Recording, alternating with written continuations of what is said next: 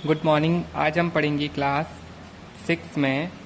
Subject है अपना हिंदी व्याकरण और आज का जो पीरियड है वो है अपना फर्स्ट पीरियड। ओके, तो आज का जो चैप्टर है आपका वो फर्स्ट चैप्टर है जिसका नाम है भाषा और व्याकरण, और इंग्लिश में कहते हैं लैंग्वेज एंड ग्रामर। तो आज अपन इसमें सीखेंगे भाषा के प्रकार को और भाषा की परिभाषा को सीखेंगे। तो चलो स्टार्ट करते हैं। प्रत्येक व्यक्ति अपने मन में उठने वाले विचारों तथा या फिर अथवा भावों को दूसरों तक पहुंचाता है। ओके, वह अपने वातावरण में होने वाली क्रियाओं, बातों व व्यवहारों पर अपनी प्रतिक्रिया व्यक्त करता है।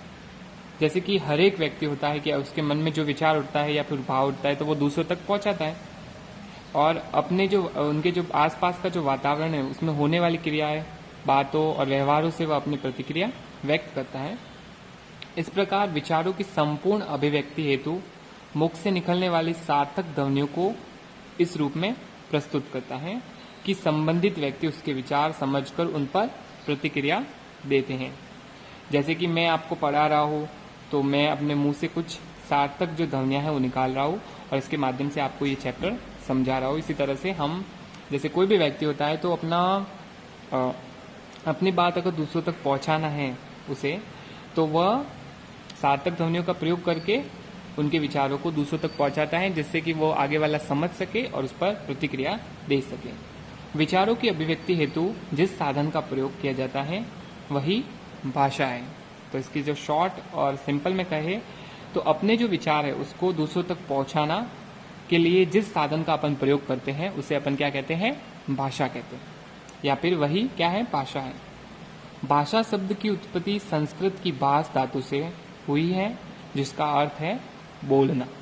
ओके, तो भाषा शब्द की उत्पत्ति कहाँ से हुई है? संस्कृत की भाष धातु से हुई है जिसका अर्थ है बोलना। अब देखते हैं इसकी परिभाषा को, जो इसका इम्पोर्टेंट फैक्टर है या फिर इम्पोर्टेंट यही है परिभाषा।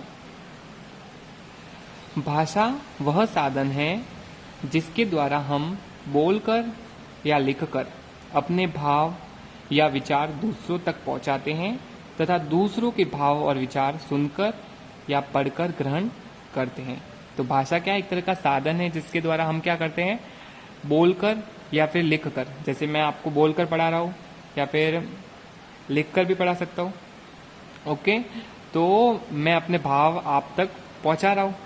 ओके, तो इस तरह से कह सकते हैं कि दूसरों तक अपने भाव या विचार लिखकर या बोलकर पहुंचाना, या फिर दूसरों के भाव इसी तरह आप विचारों को ग्रहण करना, ये क्या है?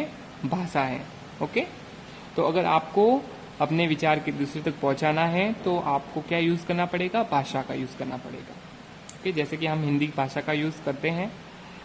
जैसे कि किसी बच्चे को कुछ वस्तु चाहिए, तो जैसे कि उसने बोला कि मुझे पेंसिल चाहिए। ओके, तो जो उसने बोला मुझे पेंसिल चाहिए, तो उसमें उसने क्या? हिंदी भाषा का यूज किया। तो इसी तरह वो आगे वाला नेक्स्ट जो पर्सन है आगे वाला, वो समझ सका कि इसको पेंसिल चाहिए। तो इस तरह से उसने अपने विचारों को भाषा के माध्यम से दूसरों तक पहुंचाया, उसको और वस्तु ये पेंसिल उसको प्राप्त हुई।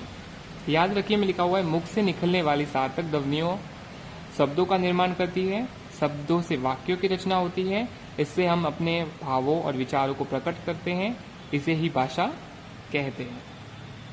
भाषा ध्वनि प्रतीकों की व्यवस्था है और व्याकरण उसके नियम है।